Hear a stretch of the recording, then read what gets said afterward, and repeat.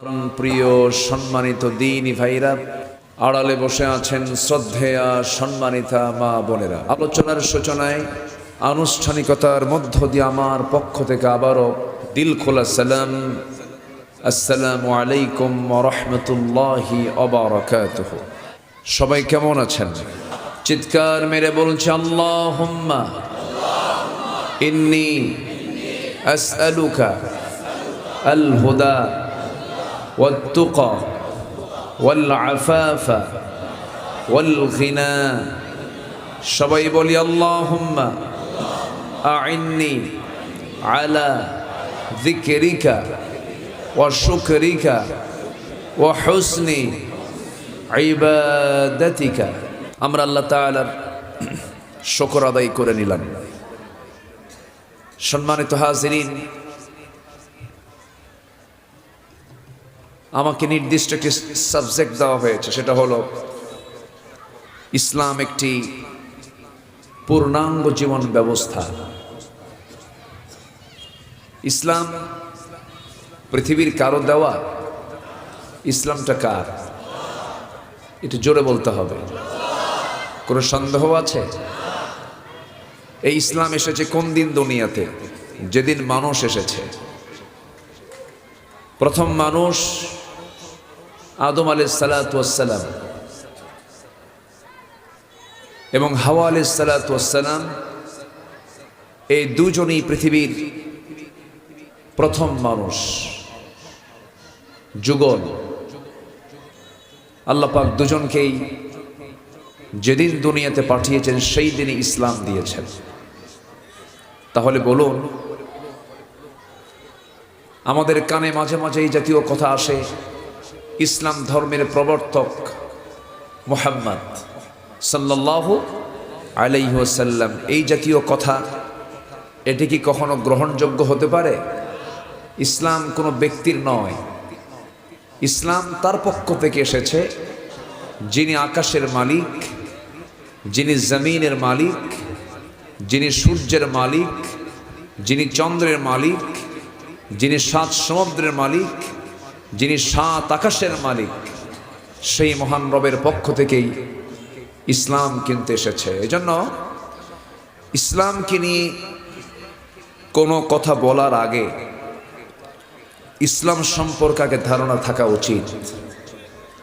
বিশেষ করে ইসলাম যেহেতু পূর্ণাঙ্গ জীবন ব্যবস্থা, কোনো সন্দেহ নাই এই ব্যাপারে প্রতিটি মুসলিমের একটি সুস্পষ্ট, একটি পূর্ণাঙ্গ ধারণা থাকা উচিত, থাকা কর্তব্য। নচেত মাঝে মাঝেই এরকমও হয়, ম্যাক্সিমাম মাহফিল আমরা দেখি অনেক নেতৃবৃন্দ মঞ্চে উঠে কথা বলতেই বলেন, দেখুন এখানে তো আমাদের কথা বলা মানায় না, আমরা রাজনীতি করি কিন্তু ইসলাম সম্পর্কে আমাদের সেই ধারণা নাই। কিন্তু রাজনীতি করার জন্য সবচেয়ে বড় পুঁজি হলো ইসলাম জানা। আমি কি কথা বুঝাতে পারতেছি? রাজনীতি করার জন্য সবচেয়ে বড় পুঁজি কি জানা? ইসলাম জেনে এরপরে রাজনীতি করা উচিত। কারণ ইসলাম হচ্ছে পূর্ণাঙ্গ জীবন ব্যবস্থা। ইসলামকে শুধু নাম সর্বস্ব ধর্ম হিসেবে গ্রহণ করলে তাহলে বড় ভুল হয়ে যাবে। এই যে পিছনে বাচ্চারা সাইড, আমি কিন্তু প্রথমে এই কথা বলে দিয়েছি, যারা স্বেচ্ছাসেবক আছেন, চতুর্দিকে আওয়াজগুলো হচ্ছে, এদেরকে একটু কন্ট্রোল না করলে আমি আলোচনার পরিবেশ পাবো না। কারণ ওয়াইদা কুরিআল কুরআনু ফাসতামিউ লাহু ওয়া আনসিতু লাআল্লাকুম তুরহামুন। কোরআনে কারীমের যখন আলোচনা হবে সেই সময় দুটো পরিবেশ নিশ্চিত করতে হবে। একটা হলো নীরবের পরিবেশ, নীরব থাকা, আর এই যে শোনার পরিবেশ, চুপ থেকে সুন্দর করে শোনা। এটা কি আমার কথা না আল্লাহর কথা? আল্লাহর কথা। এই বিষয়টা একটু খেয়াল রাখেন, সার্বক্ষণিক মনিটরিং করেন। এইটুকু অংশের 7 থেকে 8 জন ভলেন্টিয়ার দিয়ে এই বিষয়টা একটু খেয়াল করার চেষ্টা করুন। সম্মানিত ভাইয়েরা, আমি যেখান থেকে কথা বলতে চাচ্ছি সেই সূরাটার নাম হলো সূরা আলে ইমরান। সূরা আলে ইমরানের 19 নম্বর আয়াত এবং সূরা আলে ইমরানের 85 নম্বর আয়াত। এই দুটো আয়াত আল্লাহ রাব্বুল আলামিন দ্বীন হিসাবে, জীবন বিধান হিসাবে ইসলামকে আল্লাহ তাআলা বান্দার কাছে স্পষ্ট করেছেন। ইসলামটা কি, ইসলাম কতটুকু মানতে হবে, না মানলে কি হবে, আল্লাহ পাক সম্পূর্ণ ক্লিয়ার করে দিয়েছেন। ইসলাম এমন একটি বিধানের নাম যার মধ্যে কোনো অস্পষ্টতা নাই, কোনো দুর্বোধ্যতা নাই, কোনো অপ্রাসঙ্গিক কোনো কিছু নেই। যা দরকার আল্লাহ পাক তাই বলে দিয়েছেন। জোরে বলি সুবহানাল্লাহ, জোরে বলি সুবহানাল্লাহ। তাহলে ইসলাম, প্রথম মানুষ যে ছিলেন তার নাম হচ্ছে আদম আলাইহিস সালাতু ওয়াস সালাম। তার ধর্মের নাম কি ছিল? তার জীবন ব্যবস্থার নাম কি ছিল? ইসলাম। এরপরে নূহ আলাইহিস সালাতু ওয়াস সালাম, ইব্রাহিম আলাইহিস সালাতু ওয়াস সালাম এবং আমার নবী পর্যন্ত সব নবীর জীবন বিধান কি ছিল? জীবন ব্যবস্থা কি ছিল? ইসলাম ছিল।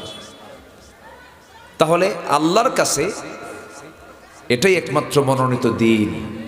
আল্লাহ তাআলা সুন্দর করে মিলায় নেবেন। বাড়িতে আমি যে বললাম শুধু শুনলেই হবে না, বাড়িতে গিয়ে সূরা আলে ইমরানের 19 নম্বর আয়াতের এক্সপ্লেন পড়বেন, ব্যাখ্যা পড়বেন। কারণ আমার কবরে আপনি যাবেন না, আপনার কবরে আমি যাব না। আমার যদি বিশ্বাসে কোনো ভুল করে ফেলি, আমাকে সেদিন কেউ রক্ষা করতে পারবে না। আমার আমল, আমার ঈমান আমাকে মজবুত করেই যেতে হবে।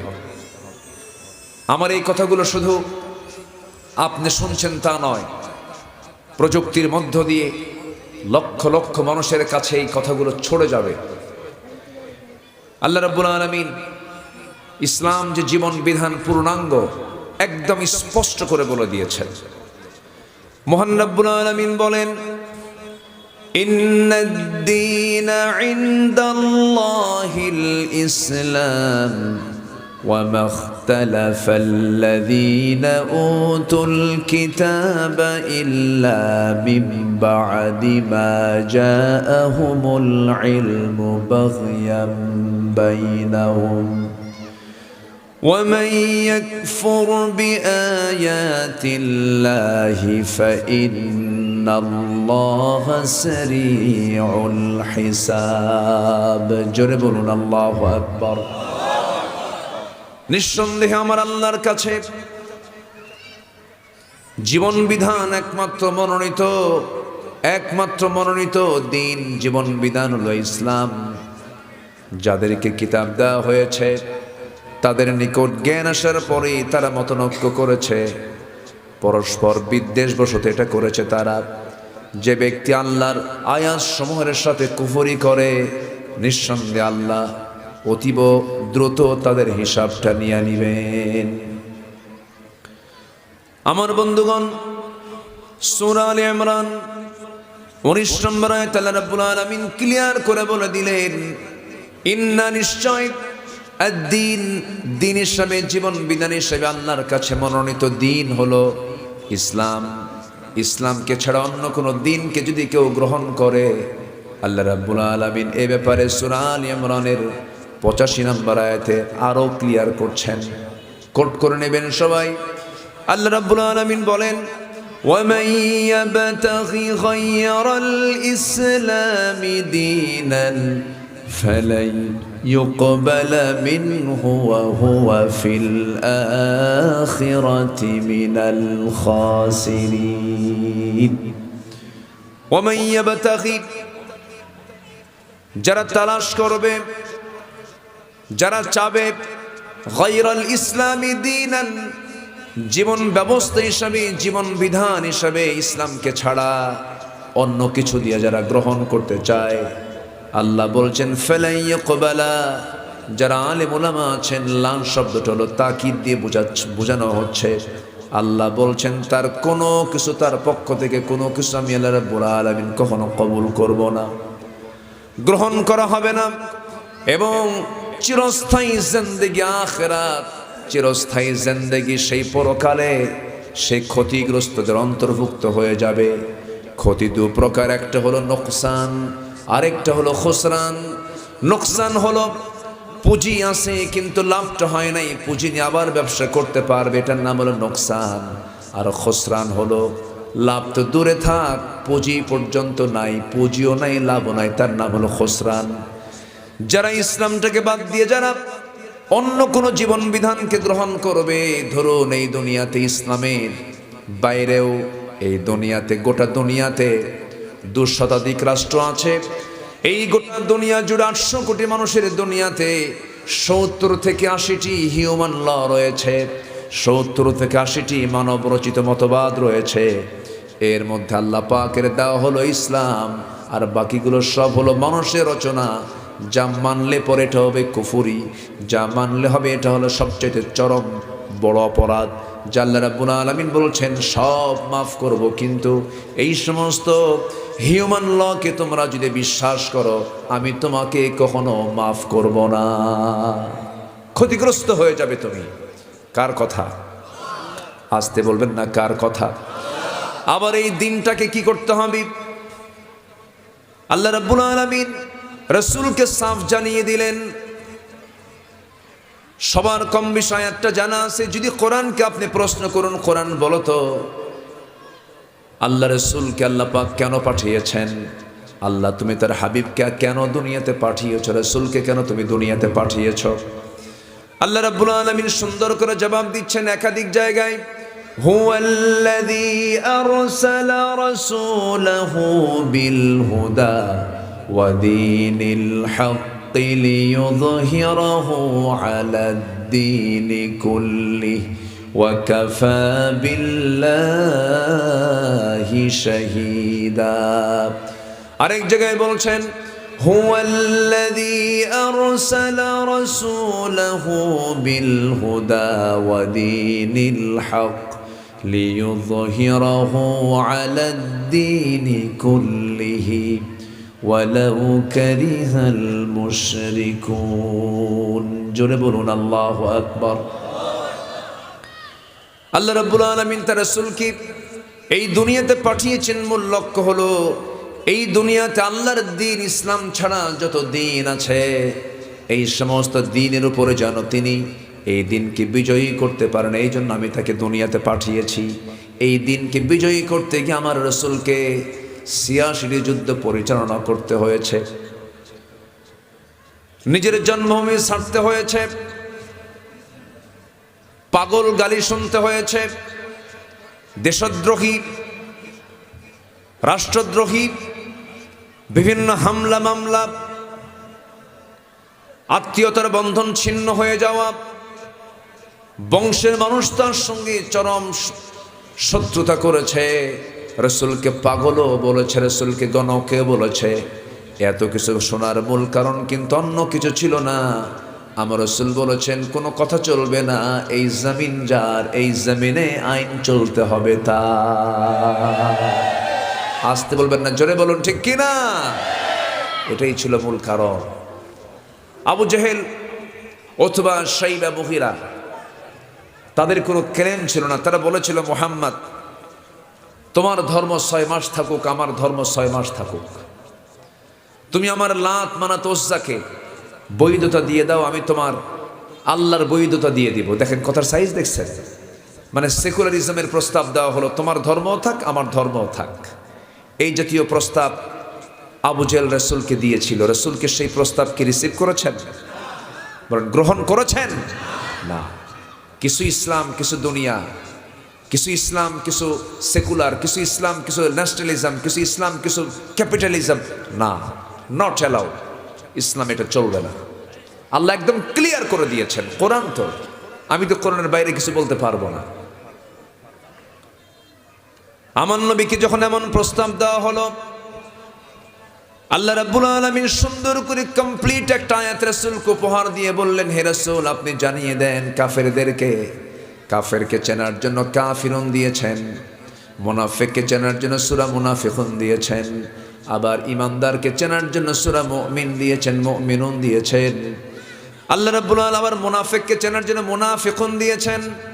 আল্লাহ রাব্বুল আলামিন সুন্দর করে বলছেন, কুল ইয়া আইয়ুহাল কাফিরুনা লা আ'বুদু মা তা'বুদুন ওয়ালা আনতুম আবিদুনা মা আ'বুদ ওয়ালা আনা আবিদুম মা আবাদতুম ওয়ালা আনতুম আবিদুনা মা আ'বুদ লাকুম দীনুকুম ওয়ালিয়াদিন। জোরে বলুন আল্লাহু আকবার। আবু জেহেলরা শোনো, কাফেররা শোনো, তোমরা যার গোলামি করো আমি তার গোলামি করি না, আমি যার গোলামি করি তোমরা তার গোলামি করো না। অতএব তোমার দিন তোমার কাছে, আমার দিন আমার কাছে। জগা খিচুড়ি হজবরল করা যাবে না, কখনো না। দেখেন না, বিগত সময় 16 বছর আমরা দেখেছি, বিভিন্ন ওয়াজ আমরা শুনেছি। পূজার মণ্ডপে গেলে বলতেন মা দুর্গা গজে চড়েছেন, ফসলে উন্নতি হয়েছে।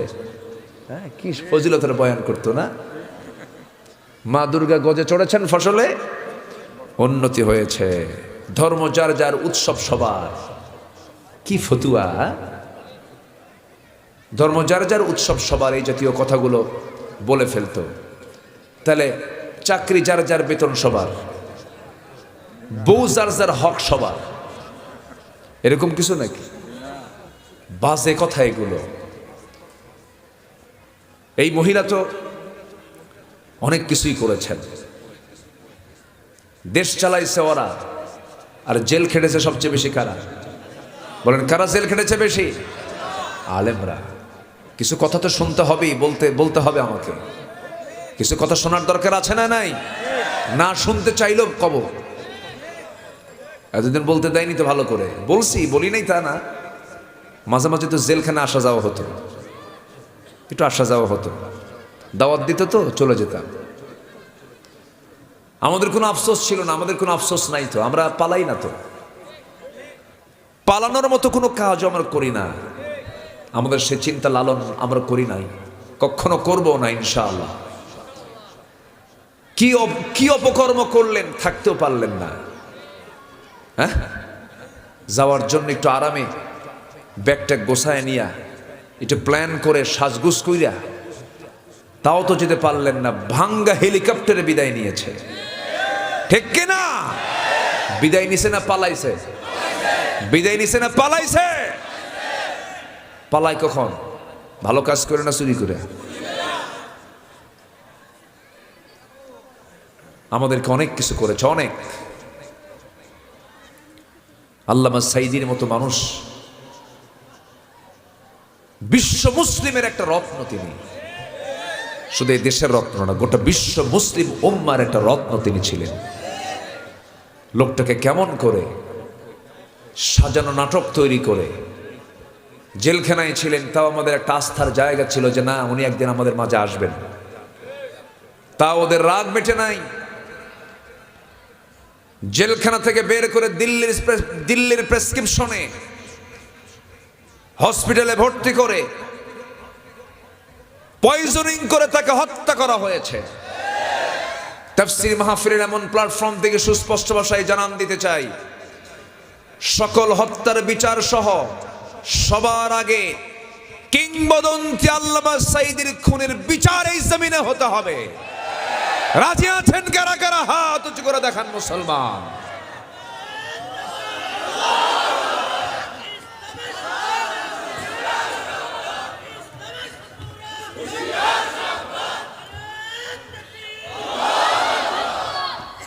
আল্লাহ কবুল করুন, জোরে বলি আমিন, আরো জোরে আমিন। ইসলাম অপূর্ণাঙ্গ না পূর্ণাঙ্গ? ইসলামে কি নাই বলুন? নাই শব্দ, শুধু নাই। কি শব্দ নাই? নাই শব্দ বাদ দিয়ে সব আছে। জোরে বলি সুবহানাল্লাহ। ইসলামকে খুঁজতে হলে কোন কিতাব খুঁজতে হবে? ইসলামের কথা কোন কিতাবে আছে? কোরআনে। সব কিছু আল্লাহ পাক বলে দিয়েছেন, কোনো কিছু বাদ পড়েনি। আমার বন্ধুগণ, কোরআনকে মানলে পরে সব মানা হয়ে যাবে, কোরআনকে না মানলে কোনো কিছুই মানা হবে না। এটাকে একটু বাদ দেওয়া যাবে না, আবার এটার সঙ্গে কিছু যোগও দেওয়া যাবে না।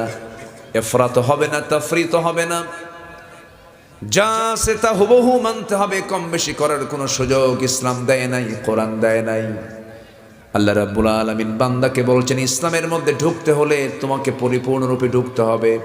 যারা পারেন ঠোঁট মিলিয়ে কমন আয়াত সবাই ঠোঁট মিলিয়ে বলুন, ইয়া আইয়ুহাল্লাযীনা আমানু দুখুলু ফিস-সিলমি কাফা ওয়ালা তাত্তাবিউ খুতুওয়াতিশ শাইতান ইন্নাহু লাকুম আদুউম মুবিন। জোরে বলুন আল্লাহু আকবার। ইসলামের ভিতরে তোমরা পরিপূর্ণ দাখিল হয়ে যাও। আংশিক ঢুকবে, আংশিক ঢুকবে না, তা দিয়ে কাম হবে না। পরিপূর্ণরূপে তোমাকে ঢুকতে হবে। আংশিক ঢুকলে কি ফলাফল তাও আল্লাহ রাব্বুল আলামিন বলছেন, আফাতুমিনুনা বিবাদিল কিতাবি ওয়া তাকফুরুনা বিবাদ। তুমি কিতাবের কিছু অংশ মানবি, কিছু অংশ মানবে না, তা হবে না। তোমাকে পরিপূর্ণ রূপে মানতে হবে। যদি তা না মানো, ইল্লা খিজিয়ুন ফিল হায়াতিদ দুনিয়া, দুনিয়ার জিন্দেগিতে লাঞ্ছিত হবে এবং আখিরাতে ক্ষতিগ্রস্তদের অন্তর্ভুক্ত হয়ে যাবে। কার কথা? আংশিক মানলি বেকায়দা, আংশিক মানার কোনো সুযোগ নাই। আমার ভাইরা, বাড়িতে লেগেছে আগুন, বাড়িওয়ালা হাউমাউ করে চিৎকার করে কান্নাকাটি করে আর বলে, কার কাছে কি আছে তা নিয়ে আমার সাহায্যে চলে আসো, যার কাছে যা কিছু আছে তা নিয়ে আমারে বাঁচাও। বারবার বলতেছে।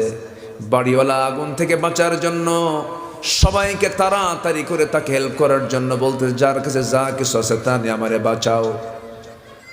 বাড়ির ধার দিয়ে একটা রাস্তা চলে গেছে।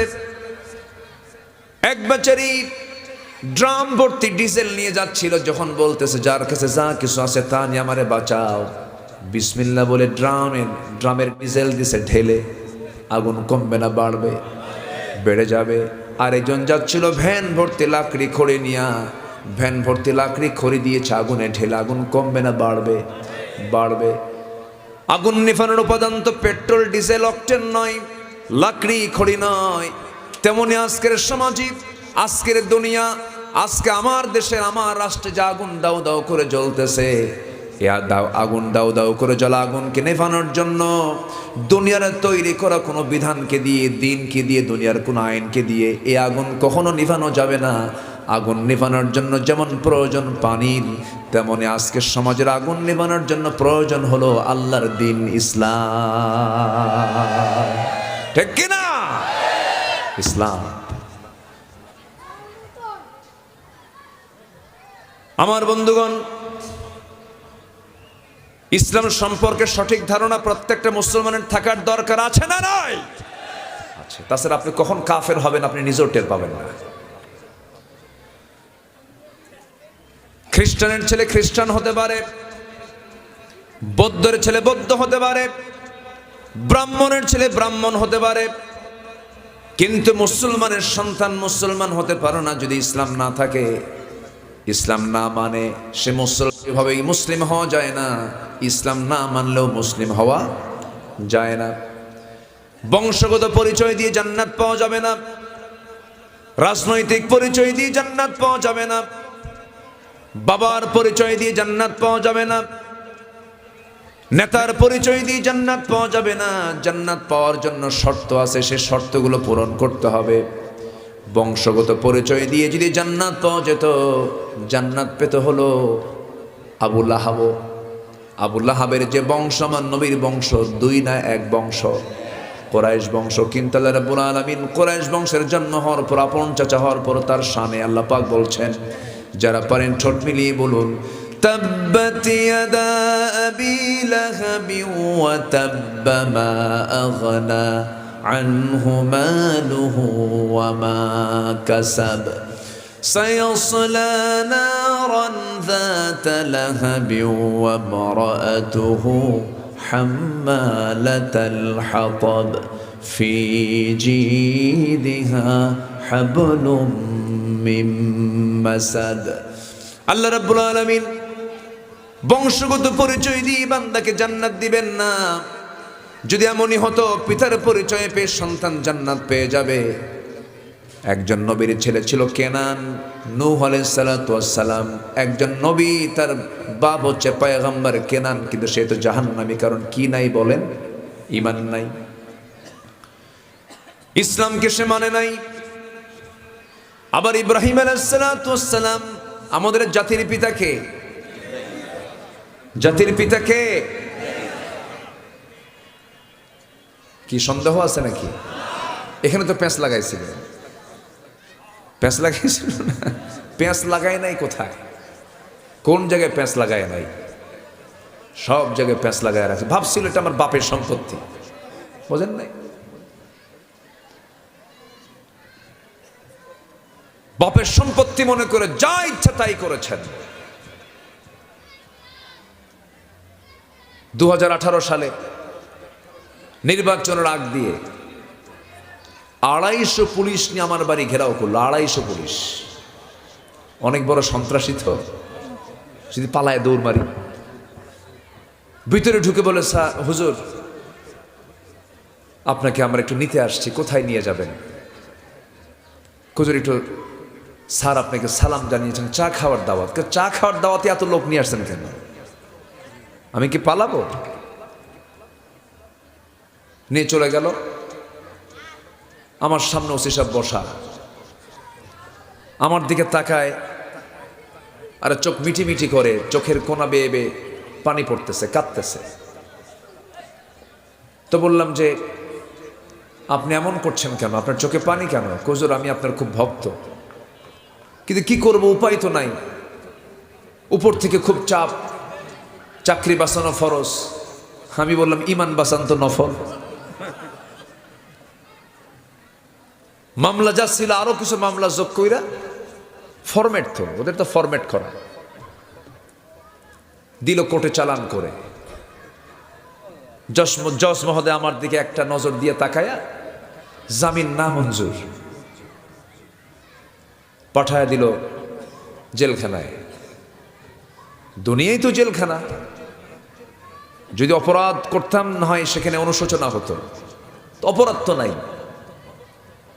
যে অপরাধী না তার কাছে পৃথিবীর কোন জুলুমতন্ত্র দিয়ে তাকে কখনো মানসিকভাবে কাবু করা যায় না। জেলখানার মধ্যে প্রধান ফটক দিয়ে যখন ঢুকলাম, সামনে দিকে এক বুড়া চাচা আমার দিকে লম্বা একখান সালাম দিয়ে বলে, হুজুর আপনি জেলখানায় আসছেন? খুব খুশি হলাম। তো বললাম, ঢুকলাম জেলখানায়, খুশি হলেন আপনি, এটা কেমন কথা? এটা কি মানানসই হলো? হুজুর মাহফিলে যাই, বহু দূর থেকে ওয়াজ শুনি, আপনি কথা বলেন, খুব শখ হয় আপনার সাথে একটু মোসাফা করব, একটু আলিঙ্গন করব, একটু গল্প করব। এই চান্সটুকু মেনে না হুজুর, এত সুন্দর চান্স পাইছি, দোয়া করি আপনি জেলখানায় থাকেন।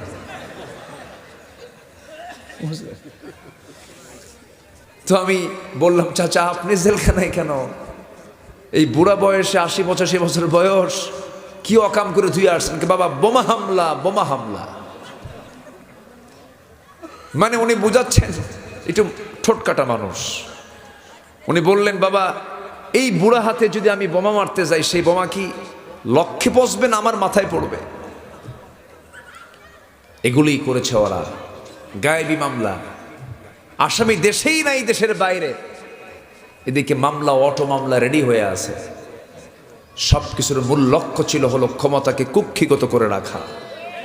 কিন্তু ক্ষমতার মালিককে, আসতে বলবেন না, ক্ষমতার মালিককে। আল্লাহ হচ্ছেন ক্ষমতার মালিক। আমি ঢাকায় স্টিল ছিলাম, জুলাই অগাস্ট আমি ঢাকাতেই ছিলাম। একটা মানুষ জীবনকে বিলিয়ে দেবার মানসিকতা তখনই আনতে পারে যখন তার উপর আল্লাহর সাহায্য আসে। জাতির দিলের ভিতরে চুল পরিমাণ মৃত্যুর কোনো ভয় ছিল না। মরবো কি বাঁচবো এটা পরে, আগে স্বৈরাচার নিপাত যাক, ঠিক কিনা? ফ্যাসিস্ট বিদায় হয়ে যাক। কি পরিমাণ মানুষের ক্ষোভ, যারা সচক্ষে দেখেছেন তারাই বুঝতে পারবেন, বুঝতে পেরেছেন। সম্মানিত বন্ধুগণ, এই যে এই ছাত্র বৈষম্য আন্দোলনের যারা নেতা, এদের সিনার ভিতরে যে আল্লাহ তাআলা যে সাহস জুগিয়ে দিয়েছেন, এতে কারো কি অবদান ছিল?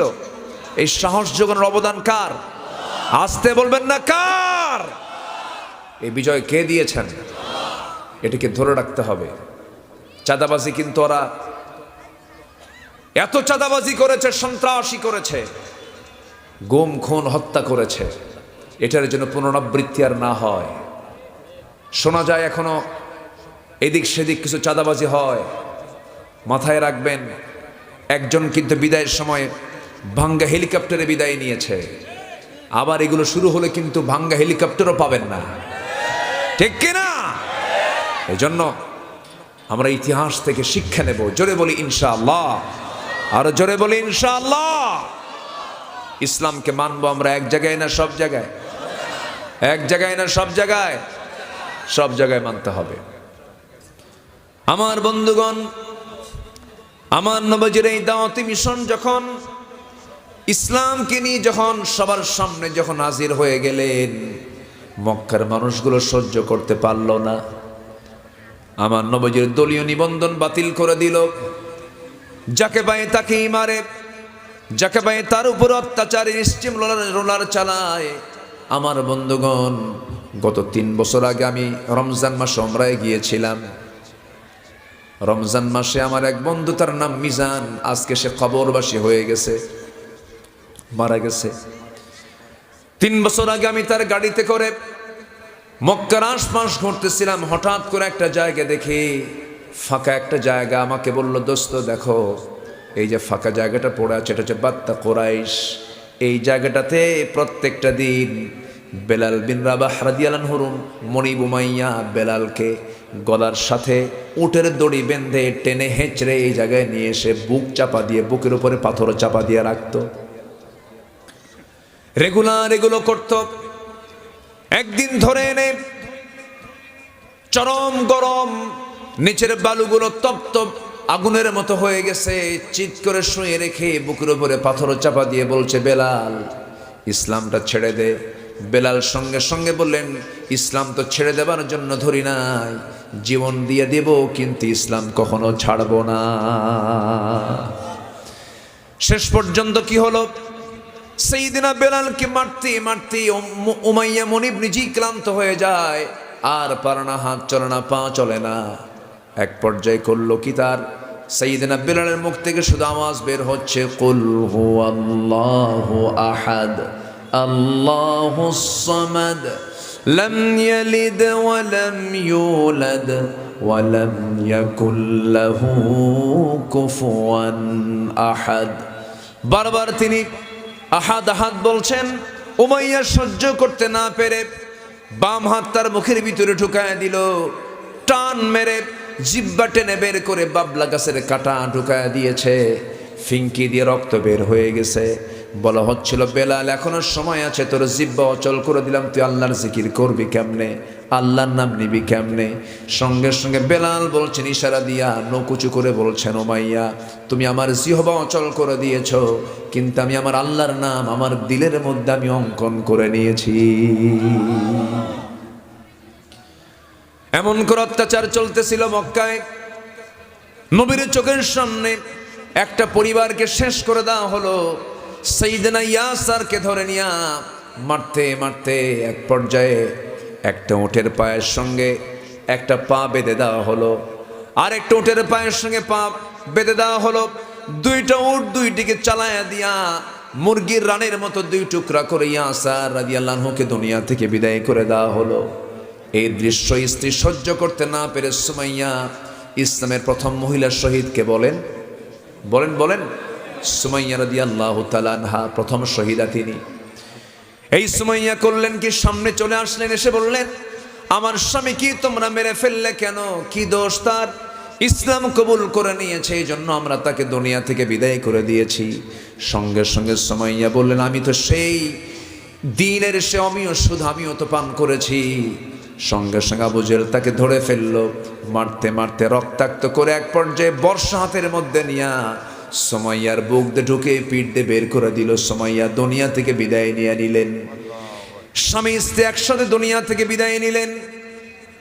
ছেলেকে ধরা হলো, সাইয়েদনা আম্মার বিন ইয়াসিরকে ধরা হলো, মারতে মারতে তাকেও রক্তাক্ত করে ফেলে দেওয়া হলো। কোনো মতো বেঁচে থাকলেন, কিন্তু এই আম্মার বিন ইয়াসিরও পরবর্তীতে যুদ্ধে অংশগ্রহণ করে তিনিও শাহাদত বরণ করেছেন। গোটা পরিবারটাই শহীদি পরিবার। আমার বন্ধুগণ, এই যে তাদের বিশাল বড় ত্যাগ, এই যে বিশাল বড় তারা বিসর্জন দিয়েছেন, বিশাল বড় ত্যাগ স্বীকার করেছেন, একমাত্র কারণ হলো তারা জীবনের চাইতে ইসলামকে বেশি মহব্বত করেছেন, ঠিক কিনা? এই জন্য ইসলামকে আমরা লালন করব, পালন করব। সেই ইসলামকে বিজয়ী করার জন্য আমাকে আপনাকে চেষ্টা করতে হবে। আল্লাহ রাব্বুল আলামিন তো বান্দার সঙ্গে কথা চূড়ান্ত পাকাপোক্ত করেই দিয়েছেন, বান্দা আমি তোকে জান্নাত দেব, শর্ত হলো জান দে, মাল দে। কার কথা? বাড়িতে কোট করে নেবেন, বাড়িতে গিয়ে দেখবেন সূরা তাওবার 111 নম্বর আয়াত, 12 নম্বর আয়াত। আল্লাহ রাব্বুল আলামিন বলেন, ইন্নাল্লাহা আশতারা মিনাল মুমিনিনা আনফুসাহুম ওয়া আমওয়ালাহুম বিআন্না লাহুমুল জান্নাহ يقاتلون في سبيل الله فيقتلون ويقتلون وعدا عليه حقا في التوراة والإنجيل والقرآن جربون الله أكبر আল্লাহ মুমিনের জান এবং মালকে জান্নাতের বিনিময়ে কিনে নিয়েছেন। এরা কি করবে? আল্লাহর পথে জিহাদ করবে, সংগ্রাম করবে, নিজেরাও শহীদ হয়ে যাবে, আবার অন্যকেও দুনিয়া থেকে বিদায় করে দেবে। আমার বন্ধুগণ, আল্লাহ পাক এই কথাটা বলছেন, ফায়াকতুলুনা ওয়া ইউকতালুন, তারা কতল করবে, তারা আবার নিহত হবে। এই দুইটা চ্যালেঞ্জ যখন বান্দার জীবনে চলে আসে, সেই সময় বিজয়টা দিয়ে দেন তিনি। আমার কে বিজয় কে দেন? বিজয় কে দেন? আল্লাহ দিয়ে দেন। আমার ভাইয়েরা, দিন তেমনি এমনি কখনো আসে নাই। আমার নবীজি খানকা খুলতে পারতেন, দরবার খুলে দোয়া করতে পারতেন, মুরিদ বাড়াতে পারতেন। বদর লাগতো না, হিজরত লাগতো না, উহুদ লাগতো না, খন্দক লাগতো না। দাঁত ভাঙ্গা লাগলো কেন? কেন তার দাঁত ভেঙ্গে দেওয়া হলো? কেন তার কোমরটা কুঁজা হয়ে গেল? তায়েফের ময়দানে মার খেতে খেতে সেন্সলেস হয়ে জমিনে পড়ে গেছেন। তায়েফের কথা কে না জানেন? সবার তো ইতিহাস কম বেশি জানা আছে। শরীর থেকে এত রক্তক্ষরণ হয়েছে যে রক্ত শূন্যতায় ভুগে রাসূল সেন্সলেস হয়ে পড়ে গেছেন।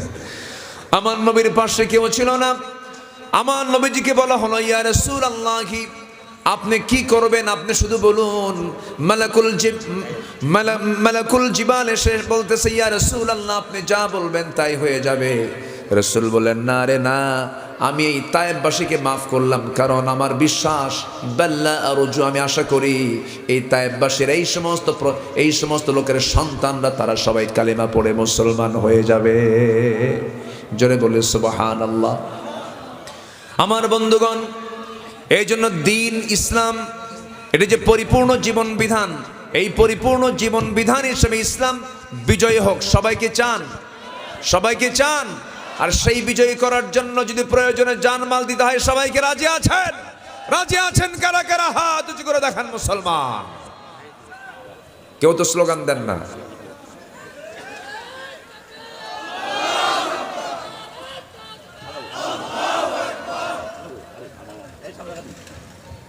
আল্লাহ কবুল করুন। জোরে বলি আমিন। আরো জোরে আল্লাহুম্মা আমিন। আরো জোরে আল্লাহুম্মা আমিন। সম্মানিত ভাইয়েরা, অনেক মা বোন আজকের মাহফিল এসছেন, মারাও মাহফিল উপস্থিত হয়েছেন। মাদেরও দিন বোঝার দরকার আছে না নাই? মেয়েদের মনে হয় জান্নাত এটা ছোট নাকি, পুরুষের জান্নাত বড়, এরকম কিছু? জান্নাত কিন্তু সমান সমান। অতএব আমলও করতে হবে কি? হ্যাঁ, সবার বিচার হবে, কোনো বিচারের কমতি হবে না। আমার মা যারা আসছেন, ইমানের পরীক্ষা আপনাকে উত্তীর্ণ হতে হবে। ইসলামকে শুধু গ্রহণ করেছেন একজন মহিলা, তার নাম হচ্ছে আসিয়া আলাইহিস সালাতু ওয়াস সালাম। তারা হচ্ছেন আপনাদের মডেল। স্বামী ছিল এমন ব্যক্তি, সমাজের সবচেয়ে প্রভাবশালী ব্যক্তি ছিল, সে রাষ্ট্রনায়ক ছিল, সামাজিক মর্যাদা কম ছিল না। আসিয়া আলাইহিস সালামের একজন রাষ্ট্রনায়কের স্ত্রী মানে কি বিশাল ব্যাপার।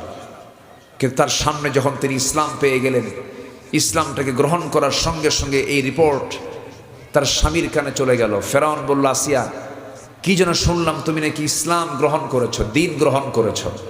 তিনি বললেন, আপনি শুনবেন কেন, আপনি দেখেন। তিনি তার সামনে কবটে বলে ফেললেন, আশহাদু আল্লা ইলাহা ইল্লাল্লাহু ওয়াহদাহু লা শারীকা লাহু ওয়া আশহাদু আন্না মুহাম্মাদান আবদুহু ওয়া রাসূলুহু। এই কথা বলার সঙ্গে সঙ্গে ফেরাউন তেলে বেগুনে খেপে গেল। ফেরাউন বলল, আসিয়া আমি জানি মুসা সত্য, মুসার দিন সত্য, মুসার আল্লাহ সত্য, সব সত্য আমি জানি আসিয়া, কিন্তু তুমি কি একটা বারের জন্য ভাবলে না এই রাষ্ট্রটা আমি চালাই, আমি হলাম সবচেয়ে বড় রব, এই জায়গায় অন্য কোনো আইন এখানে পাত্তা পাবে না। আসিয়া যা করেছো করেছো, আমার দিকে তাকায় তুমি সবগুলোকে মাইনাস করে তুমি আমার দিকে চলে আসো। আসিয়া বলছেন, আপনি আমার ক্ষণিকের বন্ধু, ক্ষণিকের, আপনি আমার কাছের জন, ঘনিষ্ঠ জন, কিন্তু আমার স্থায়ী ঘনিষ্ঠ জন যিনি, সে আল্লাহকে আমি আসিয়া কখনো ছাড়তে পারবো না। ইসলাম আগে না আত্মীয় আগে? ইসলাম আগে না দুনিয়া আগে? ইসলাম আগে না দেশ আগে? বলেন বলেন বলেন বলেন। অনেকে কয় দেশ আগে, ইসলাম আগে না দেশ আগে? বলেন বলেন বলেন। দুনিয়ার সব কিছু আগে না ইসলাম আগে? এটা মাথায় রাখতে হবে। কিন্তু এটাই হচ্ছে বিশ্বাস। আপনি দেশ আগে বলবেন, ইসলামকে পিছে দিবেন, ইমানকে পিছনে রেখে আপনি দেশ কিনা আগে ভাববেন না। ইমান আগে, ইসলাম আগে, এরপরে সবকিছু। এটা মাথায় লালন করতে হবে। কষ্ট পাচ্ছেন নাকি আপনারা? ইসলাম মানতে গেলে যতগুলো বাধা আসে, সব বাধা আসিয়া আলাইহিস সালাতু ওয়াস সালাম ফেস করেছেন। সব বাধা পারিবারিক ফেস করেছেন, সামাজিক ফেস করেছেন, রাষ্ট্রীয় ফেস করেছেন। এমন কোন সাইড নাই যে বাধাটা তার জীবনে আসে নাই। আল্লাহু আকবার, আল্লাহু আকবার। আসিয়া আলাইহিস সালাতু ওয়াস সালাম এক পর্যায়ে স্বামীকে বলে ফেলেন, স্বামী আমার, আপনি কি করবেন জানি না, আপনার সিদ্ধান্ত, আপনি কি করতেছেন তাও বলতে পারি না, তবে আমি আপনার কাছে চূড়ান্ত কথা বক্তব্য বলে দিচ্ছি, আপনি যা করেন কারণ আমি আপনাকে সম্মান রেখে বলছি। সেই সময়ের দিন অনুযায়ী, শরীয়ত অনুযায়ী, এমনকি নবীর স্ত্রী ও কাফের ছিল, এমন রেকর্ড আছে না নাই বলেন? ছিল। দুই নবীর, নূহ আলাইহিস সালাতু ওয়াস সালাম এবং লূত আলাইহিস সালাতু ওয়াস সালাম, দুইজন নবীর বউ কাফেরা ছিল। সেই সময়ের শরিয়াতে এটা এলাও ছিল। আসিয়া আলাইহিস সালাতু ওয়াস সালামের স্বামী একজন ফেরাউন ছিল। শেষ পর্যন্ত আসিয়া আলাইহিস সালাতু ওয়াস সালাম বলে ফেললেন, আমার স্বামী, আপনি আমাকে যদি টুকরো টুকরো করে যদি দুনিয়া থেকে বিদায় করে দেন, আমি আমার সঠিক সিদ্ধান্ত, দিন যে গ্রহণ করেছে জীবন বিধান হিসাবে, পূর্ণাঙ্গ জীবন ব্যবস্থা হিসাবে, ইসলাম ছেড়ে আমি চুল পরিমাণ কোথাও নড়ব না। যেরকম সুবহানাল্লাহ। কোনো কাম হলো না। তাফসীরে এসেছে, আসিয়ার সামনে তার সন্তানগুলোকে ধরে আনা হলো। জ্বলন্ত কড়াই, উত্তপ্ত তেলের কড়াইয়ের ভিতরে, তেলের মধ্যে, উত্তপ্ত তেলের মধ্যে সন্তানগুলোকে ফেলে দেওয়া হলো। ভাজা মাছের মতো হয়ে গেল। এরপরে বলো হলো, আসিয়া এরপরে তোমার পালা। আসিয়া বলছেন, আমাকে আপনি যত বড় মৃত্যুর হুমকি দেখাবেন, আমার ঈমান তত মজবুত হয়ে যাবে।